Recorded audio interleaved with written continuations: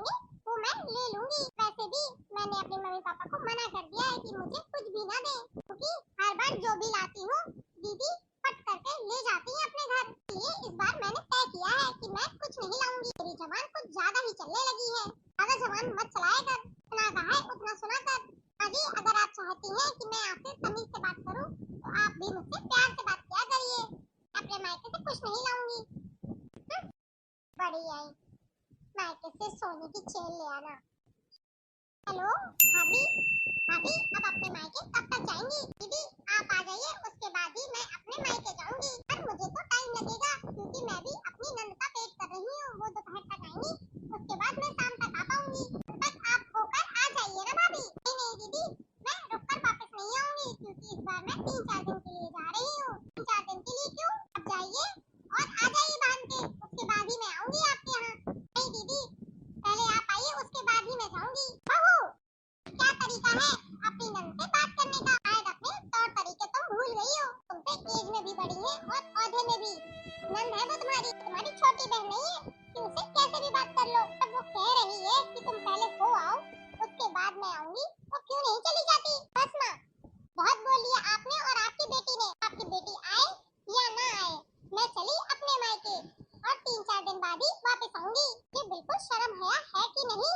कब और किससे क्या बात करनी है? नहीं माँ, मुझे शायद शर्म है सब भूल गई है कि आपको अपनी बेटी के अलावा कुछ दिखता ही नहीं है। भी आप मेरे लिए भी सोच क्या करिए कि मेरा भी तो मन करता है मायके जाने का। मैं कौन सा साल में रोज रोज जाती हूँ? पूरे 3 साल बाद जा रही हूँ रक्षाबंधन में, वो भी 3-4 दिन के लिए। वरना तो रक्षाबंधन में जाती हूँ और वापस तुरंत आ जाती हूँ, चाहे दीदी आए या ना आए, मैं जा रही हूँ।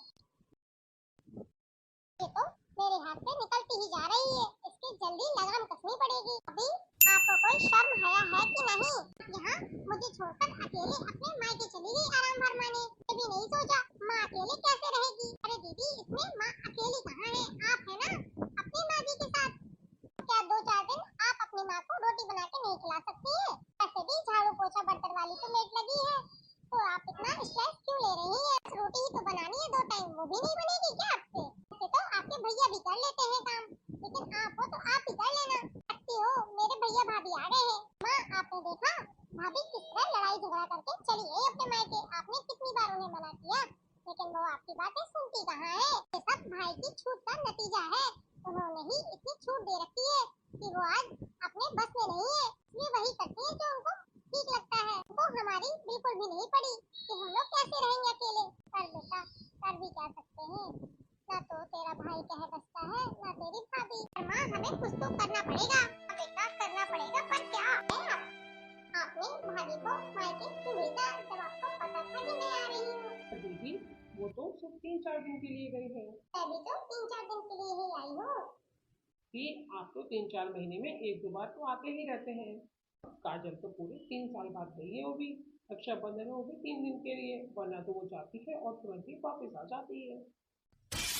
हाँ आपने देखा भैया कैसे भाभी की तरफदारी कर रहे हैं, तो इन्हें रोकना चाहिए, ऊपर से उनका पक्ष ले रहे हैं। हाँ बेटा मैं ये सब देख रही हूँ, सब इसी का करा धरा है, इसी ने उसको भेजा है। चीजें तो कहे में चलती है, हमारी तो कोई सुनता ही नहीं है। रजनी जी बाबूजी, आप मुझे क्यों नहीं ले गए अपने साथ, क्यों छोड़ गए इस जालिम दुनिया में? हाँ बस करिए, बस आपको कुछ कह दो या मैं काजल का साथ दे दूं तो आपका तुरंत ही नाटक शुरू हो जाता है। तू कैसी बातें कर रहा है? माँ का तुझे सोना ड्रामेबाज लगता है। अरे दीदी 3 दिन के लिए ही तो गई है, इसमें इतनी आफत करने की क्या जरूरत है? वो तो माँ को समझाना चाहिए। आप तो उल्टा उन्हें भड़का रही हैं। वो नहीं है तो आप तो है ना, क्या आप अपनी माँ को 2 रोटी नहीं दे सकती? और अपने ससुराल में तो करती ही होंगी ना, तरह काजल यहाँ करती थी। यही बात मेरे बनाने की। अगर मैं काजल के साथ कभी कभार हेल्प करता था तो वो तब करता था जब मैं छुट्टी में होता था। से नहीं होता तो आप जा सकती हैं। हाँ? भाई मुझे घर से निकलने के लिए कह रहे हैं। अरे नहीं, मेरा वो मतलब नहीं था। मेरा सिर्फ यही कहना है, अगर आप रोटी नहीं बना सकती तो आप अपने ससुराल जा सकती हैं, क्योंकि यहाँ रहना पड़ेगा तो आपको बनाना पड़ेगा ना। इससे ज्यादा मैं कुछ नहीं कह सकता। अभी बाहर से होकर आती हूँ। अभी अगर मैं अभी ससुराल गई तो क्या मुंह दिखाऊंगी? अभी गई और अभी वापस आ गई, इसलिए जब तक भाभी नहीं आ जाती तब तक मैं यहीं रुकती हूँ, क्योंकि जो भाभी लाएंगी वही तो मैं अपने घर ले जाऊंगी। आ गई मेरी प्यारी बहू। और बता इस बैग में क्या लाई है भर भर के? अजी मैं कुछ नहीं लाई। वैसे भी मैं अपने भाई भाभी को लूटने नहीं जाती, लूटने तो कोई यहाँ और आता है। मेरे भाई भाभी खुशी से मुझे दे देते हैं, मैं वो ले लेती हूँ। कोई आनाकानी या कोई डिमांड नहीं करती। वैसे भी इस बार तो मैं कुछ नहीं लाई। मेरी कुछ जवान ज्यादा ही चलने लगी है। वैसे भी रक्षाबंधन का त्योहार प्यार का और मान सम्मान का होता है, ना कि किसी को लूटने का। तो दिलों के रिश्ते होते हैं, दिलों के रिश्ते दिखावे से परे होते हैं। और ये बात आपको और आपकी बेटी को समझ कहाँ आएगी कि वो हर वक्त तो लेने लेने की ही बात करती है। मेरे पापा ने दी है पासबुक कि मेरे पापा ने मेरे लिए एफडी करा दी है, दोनों बहनों के लिए 5-5 लाख की। सॉरी दीदी, इस बार तो आपके पास कुछ आएगा नहीं। बहू, ये कोई देने का सामान है? हमारे माँ बाबूजी को बिल्कुल शर्म नहीं आई कि बेटी को क्या दे रहे हैं। जी इसमें शर्म कैसी? उन्होंने कहा कि तुम्हारे पास सब कुछ है तो तुम्हें क्या दूं? तो पैसे दे देता हूँ जो तुम कभी भी यूज कर सकती हो। कि वैसे भी मैं कोई सामान लाती थी, वहाँ से लाती थी, यहाँ आप अपनी बेटी को दे देते हैं। मेरे लाने और न लाने का कोई मतलब ही नहीं बनता। अरे तो हम कौन सा रख लेते हैं? तो आप यहाँ भी तो नहीं रहने देते, आप अपनी बेटी को दे देते हैं सारा। आपको कुछ अपनी बेटी को देना है तो खुद से ला के दीजिए, मेरा सामान लाया हुआ क्यों देती है? वैसे भी आपकी बेटी हर 2 महीने में तो आती रहती है, और शगुन में तो 15-15, 20-20 हजार तो जाते ही है ना हर बार। शगुन के नाम पर तो आपको पता है कितना ले जाती है ये। बहू बहुत हुआ और तूने बहुत बोल लिया। हाँ आपने भैया, भाभी के बाबूजी ने 5-5 लाख रुपए दिए दोनों बेटियों को, आप तो मुझे 1 लाख रुपए भी नहीं देते। अरे मेरी जितनी हैसियत है मैं उससे ज्यादा दे देता हूँ। अच्छा बताओ तुम्हें क्या चाहिए, लेकिन तुम 5 लाख रुपए मत मांगने लगना, क्योंकि वो मैं नहीं दे पाऊंगा। इसकी जितनी हैसियत होती है वो अपनी हैसियत से ज्यादा ही देता है। मैंने तो तुम्हें कभी देने लेने में कमी की ही नहीं। भी तुम बताओ तुम्हें क्या चाहिए? भैया मुझे भी स्कूटी चाहिए। स्कूटी लेकर जाएंगी कहाँ आप? और स्कूटी लेना आसान है, उसको चलाना भी तो मुश्किल है ना। उसका खर्चा बढ़ जाएगा क्योंकि पानी से नहीं चलता, उसके लिए भी पेट्रोल डालना पड़ता है। मुझे इलेक्ट्रिक स्कूटी चाहिए। हमारे पास इतना पैसा नहीं कि हम आपको हर महीने शगुन भी दें और रक्षाबंधन में इतने महंगे महंगे तोहफे भी दें। जो भाई भाभी खुशी से दे वो चुपचाप रख लेना चाहिए बेटियों को, नहीं मुँह खोल खोल मांगना चाहिए। एक बहन मेरे पास अभी तो नहीं, लेकिन मैं वादा करता हूँ कि मैं कभी और दे दूंगा। नहीं भाई मुझे अभी ही चाहिए तो अभी चाहिए, दे देना। जब वो बेचारी इतना मांग रही है तो क्या चला जाएगा? हाँ ठीक है, अगर दीदी कहती हैं तो मैं इस बार उन्हें दे दूंगा, लेकिन फिर वो उम्मीद छोड़ दे कि हर महीने मैं उन्हें शगुन भिजवाऊंगा हर तीज त्योहार पर, कि मेरी तो इतनी आमदनी भी नहीं है कि मैं उन्हें इतना कर पाऊँ। आप स्कूटी कहाँ से लाएंगे? ऑलरेडी 2-2, 3-3 EMI चल रही है, और कितनी EMI बांधेंगे? दीदी के हाथ जो AC लगा है उसकी किस्त भी तो अभी जाती है ना, और घर का कर्ज भी तो चुकाना है ना, वो भी साथ साथ चल रहा है। आपकी इतनी सैलरी नहीं कि आप सब कुछ मैनेज कर पाए, लोन से ढक चुके हैं। कितना लोन लेंगे आप? बस करिए। अजी को और दीदी को भी ये बात समझनी होगी। आपको और दीदी को भी ये समझनी चाहिए, किसी इंसान को उतना मत दबाओ कि वो दबी जाए। कि आपका भाई सर से लेके पांव तक पूरा कर्जे से डूबा हुआ है। अभी भी आपको स्कूटी चाहिए, कमानी चाहिए आपको। कभी भी अपने माँ बाबूजी पर बोझ नहीं डाला, ना कभी डिमांड की कि मुझे ये चाहिए वो चाहिए। जो भैया भाभी खुशी से दे देते हैं वही ले लेते हैं, और तभी भाई भाभी का भी मन बना रहता है। इस तरह नहीं कि मांग मांग के लिया जाए, क्योंकि हैसियत हो या ना हो, चाहे इंसान बिक जाए, उसके कपड़े उतर जाए, लेकिन शौक कम नहीं होने चाहिए आप लोगों के। ये मुझे पहले क्यों नहीं बताया कि आप इतने कर्ज में डूबे हुए हैं और आपकी किस्तें जा रही हैं हर चीज की। मुझे तो लगा कि आपकी सैलरी अच्छी होगी, इसलिए मैं बोल देती थी। मुझे नहीं पता था कि पीछे क्या है आपके। बेटा तुमने कभी जिक्र ही नहीं किया चीजों का। माँ जी क्योंकि ये नहीं चाहते थे आप दोनों परेशान हो। भी मैं कुछ टाइम से यही कहती थी कि मुझे भी काम करने दीजिए, बाहर जॉब करने दीजिए। तब आप यही कहती थी कि हमारे घर की बहू जॉब नहीं करती। हाँ भाभी को जॉब करने दीजिए, इससे भैया का भी हाथ बटेगा। रही बात मेरे शगुन की और मेरे तोहफे की, तो मुझे कुछ भी नहीं चाहिए। आप दोनों खुश रहें और इससे ज्यादा कुछ भी नहीं। मैं अपनी गलती की माफी मांगती हूँ आप दोनों से। बहू मुझे भी तुम माफ कर दो, मेरी वजह से ये सब कुछ हुआ। नहीं माँ जी आप सॉरी मत बोलिए, घर में परिवार में ये सब तो होता रहता है। दीदी मैं 2 दिन में आई हूँ, तो क्या आप मुझे राखी नहीं बांधेगी? इस बार मेरी हाथ की कलाई तो सोनी ही रह जाएगी। नहीं भाभी कैसे रह जाएगी, मैं हूँ ना, आपका वेट ही कर रही थी। आप दोनों का साथ में टीका करूंगी। टीका तो मैंने कर दिया था, लेकिन आज फिर से दोनों का करूंगी। थैंक यू सो मच दीदी।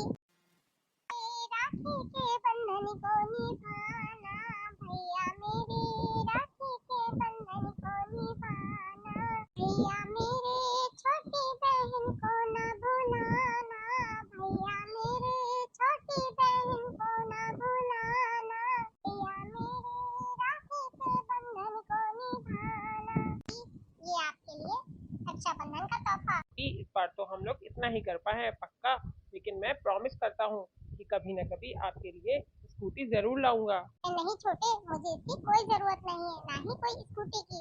बस आप दोनों खुश रहो और भगवान करे आप लोगों की आयु लंबी रहे, इसी तरह मेरे भाई भाभी खुश रहे। मुझे कुछ नहीं चाहिए कि ये तो हम प्यार से दे रहे हैं, आप रख लीजिए प्लीज। अभी आप इतना कह रहे हैं तो रख लेती हूँ। अरे स्पर्श दीदी, जी रहो खुश रहो। चरण स्पर्श दीदी। करे बेटा। हाँ जी, चरण स्पर्श। रहो बहू, दूधो रहो पूतो फलो। तुम्हें बहुत बहुत बधाई हो, तुम्हारी जॉब लग गई। Thank you so much mummy ji. बहू, मारे खुशी के मारे मैंने सभी मोहल्ले वालों को बता दिया है कि तुम्हारी जॉब लग गई है। तो सभी कह रहे थे बहू को भी मंदिर में लेके आना, हम उसको बधाई देंगे, क्योंकि सावन जा रहा है। सावन माई की विदाई हम बड़े जोरों शोरों से जयकारों के साथ करेंगे भोलेनाथ जी की। हाँ माँ जी, क्यों नहीं। तू जल्दी से रेडी होके आ जाओ फटाफट। ओके माँ जी। रानी, आपको ढेर सारी बधाई हो। थैंक यू आंटी जी। थैंक यू हमें नहीं, भोलेनाथ जी को बोलो। वे कैलाशी मेरा दिल ले गया, जाते जाते जाते आशीष दे गया। वे कैलाशी मेरा दिल ले गया, जाते जाते जाते आशीष दे गया। जय हो भोलेनाथ की, जय हो। कैलाशी मेरा दिल ले गया, जाते जाते अपना आशीष दे गया। वे कैलाशी मेरा दिल ले गया, जाते जाते अपना आशीष दे गया। मेरे भोले की यही है निशानी, मेरे भोले की यही है निशानी। तेरे पे जटा रे गंगा महारानी, तेरे पे जटा रे गंगा महारानी। गंगा महारानी, हाँ गंगा महारानी। मेरे भोले की यही है निशानी, तेरे पे जटा रे गंगा महारानी। गंगा जी की धार से वो पाप धो गया, जाते जाते अपना आशीष दे गया। ओहो, गंगा जी की धार से वो पाप धो गया, जाते जाते अपना आशीष दे गया। हाँ, जाते जाते अपना आशीष दे गया। वे कैलाशी मेरा दिल ले गया, जाते जाते अपना आशीष दे गया। वे कैलाशी मेरा दिल ले गया, जाते जाते अपना आशीष दे गया। मेरे भोले बाबा की यही है निशानी, गले में नाग यारे आंखें मस्तानी। हाँ, आंखें मस्तानी। मेरे भोले बाबा की यही है निशानी, गले में नाग और आंखें मस्तानी। हाँ, आंखें मस्तानी। आगों की लहरों में वो दर्शन दे गया, जाते जाते अपना आशीष दे गया। आगों की लहरों में वो दर्शन दे गया, जाते जाते अपना आशीष दे गया। ओहो, नागों की लहरों में दर्शन दे गया, जाते जाते अपना आशीष दे गया। वे कैलाशी मेरा दिल ले गया, जाते जाते अपना आशीष दे गया। वे कैलाशी मेरा दिल ले गया, जाते जाते अपना आशीष दे गया। मेरे भोले बाबा की यही है निशानी, माथे पे चंदा और चाल मस्तानी। चाल मस्तानी, हाँ चाल